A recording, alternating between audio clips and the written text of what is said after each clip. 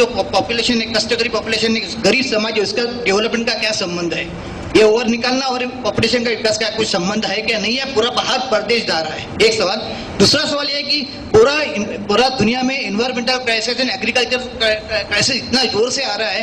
James लॉवलॉक ने वही किताब में कोट किया है, जेम्स लॉवलॉक को, ये अर्थ साइंटिस्ट है अमेरिका का, कि 80% दुनिया का पॉपुलेशन वाइप आउट होने वाला है। अगर कुछ चेंजेस नहीं होते हैं तो 80% पॉपुलेशन वाइप आउट होगा। ये इतना 2 सवाल है।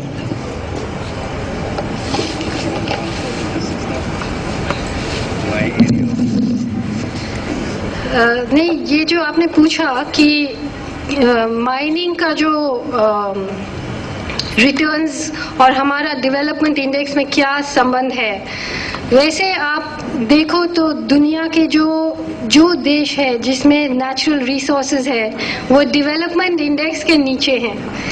उनका जो संबंध है बिल्कुल इनवर्स प्रोपोर्शन में है, क्योंकि ये जो सब निकाले जा रहे हैं हमारे पहाड़ से, वो अभी के लिए नहीं और हमारे लिए नहीं, वो बाहर फ्यूचर्स मार्केट में ट्रेड होगा। और जैसे मैंने कहा कि हमारे सरकार का रॉयल्टीज इतना मतलब कोई बेवकूफ भी हंसेगा उसको सुन के कि ये हो क्या रहा है। इसीलिए तो एक मधु कोड़ा को 5 साल में 3000 करोड़ मिल सकता है। जो साइकिल में जाता था वो अभी पूरा एक शहर खरीद सकता है। ये जो है the economics of it is the most outrageous thing. I just don't like to talk about it because I don't think we should see things in economic terms. I don't think it helps me if you increase the royalty. I don't think that's the way we should look at it, because we are looking at the annihilation of a whole species, of not a whole species, of a whole planet. So to me, the Dandakaranya jungle is like a World Heritage Site. It is a lung. You cannot destroy it. Not the Maoists, not the government. Nobody has the right to destroy it, or the people that live in it and who are fighting for it. That is the issue. So, see, according to me, there are no governments other than the first EMS Namboodiripad government in Kerala, West Bengal government under Jyoti Basu, Tripura government under the Nirpan Chakrabarti, Manik Sarkar and all, which has done so much of upliftment to the poor, like land reform, right to the tillers, right to the workers, upliftment of the women. Despite all this, I don't know how the Maoists are, even autonomy to the Adivasis.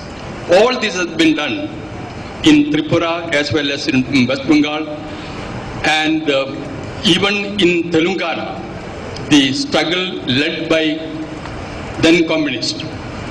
Despite all this, why Maoists are directing against Marxists, and that too in combination with reactionary forces? And I would like you to answer. well,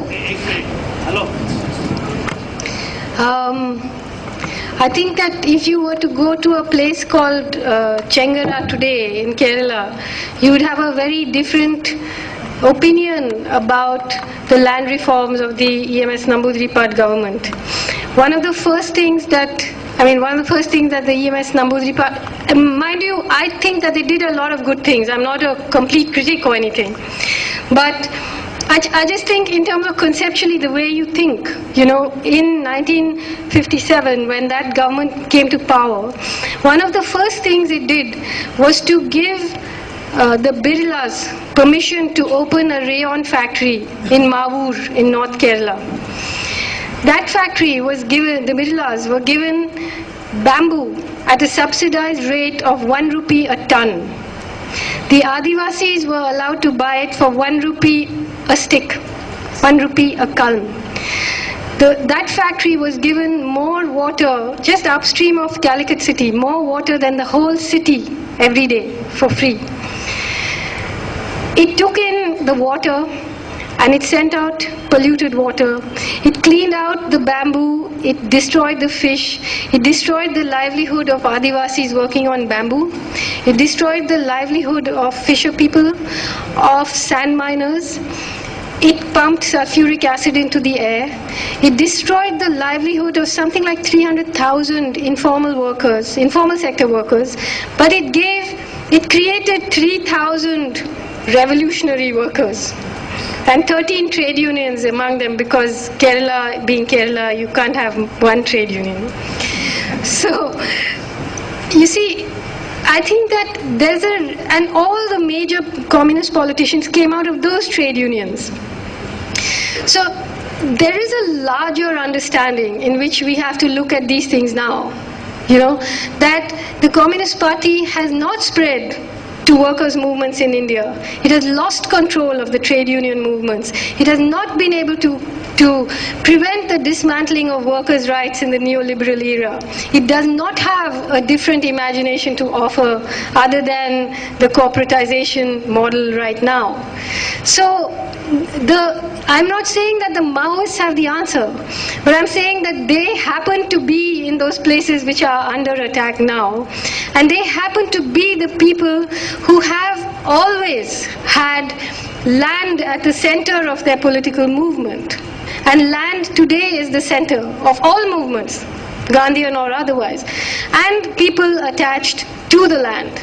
You know, so I think this is why I try to keep saying again and again that what we're talking about, there are various ideas that are good ones and real ones that exist, but you need to come out of your dogmas and put them together to really have a vision of another world, because I think we can win this. Because I think this is what is wonderful about this country, that democracy has been destroyed institutionally. Every institution has been hollowed out. The courts, the press, the parliament, all of it has been hollowed out. But people still have that spirit. People still believe that they have rights. They have not been crushed. They have not been broken. They are not backing down.